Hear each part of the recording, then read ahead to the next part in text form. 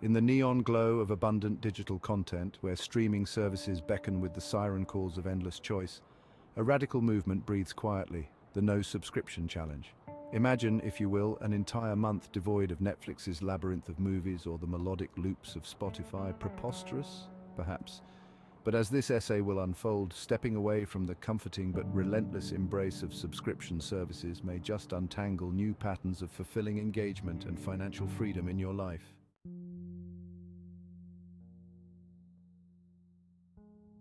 Rediscovery of simplicity, the immediate impact of disconnection. The first few days without Netflix's ever-updating queues and Spotify's expertly curated playlists can feel akin to stepping off a swiftly moving walkway.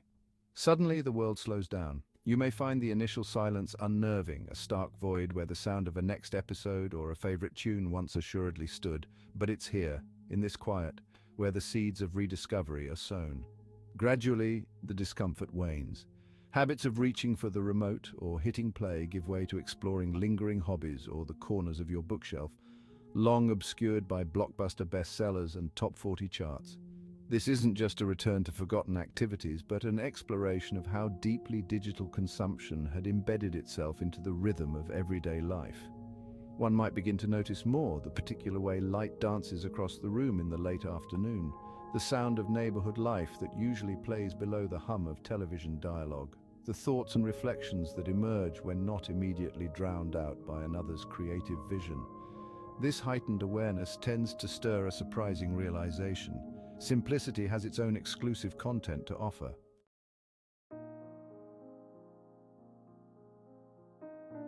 Financial liberation, unveiling the cost of convenience. Streaming services are marvelously convenient and seemingly inexpensive, yet they often contribute quietly to a type of expenditure creep that can strain budgets when added together. Disengaging from these services illuminates understanding the true luxury of seemingly modest monthly subscriptions. Within the first month of the no subscription challenge, the financial outcomes begin to materialize. Free from the auto-renewals of Netflix, Spotify, and perhaps other services, there's a tangible increase in disposable income, a direct reward for your experimental diversion from digital conveniences. This immediate monetary saving prompts questions about the utility and necessity of other habitual expenses. Engagement in this financial introspection cultivates a crucial skill, the discernment between want and need. The ease of access inherent in subscription models blurs this distinction. Fortified by a fresh perspective, participants can better allocate their finances, prioritize savings, perhaps even invest in more enriching experiences like a cooking class or a musical instrument which offer prolonged fulfillment beyond the fleeting joy of next-day deliveries and binge watching.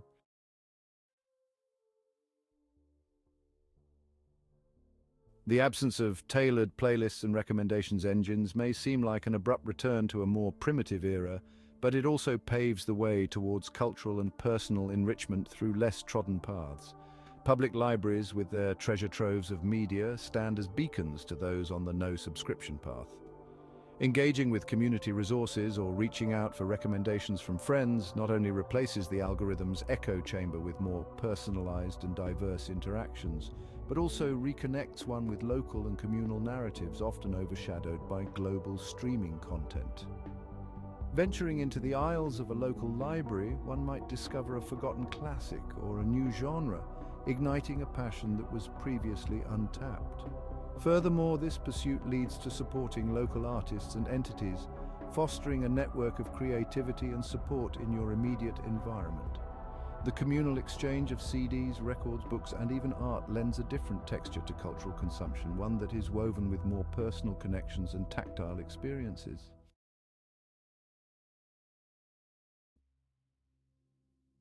What begins as a one-month experiment often plants the seeds for a longer-term transformation in choices and lifestyle.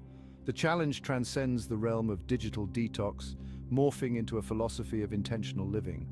As one reconnects with the non-subscription world, the allure of mindfulness and presence becomes palpable and influential, crafting a life less dictated by external inputs and more shaped by deliberate selection. The beauty lies in the sustainability of the practices developed during this time. As participants weave the threads of simplicity, financial mindfulness, and enriched local engagement into their daily lives, they cultivate a lifestyle that values depth over breadth, connection over isolation, and sustainability over fleeting satisfaction.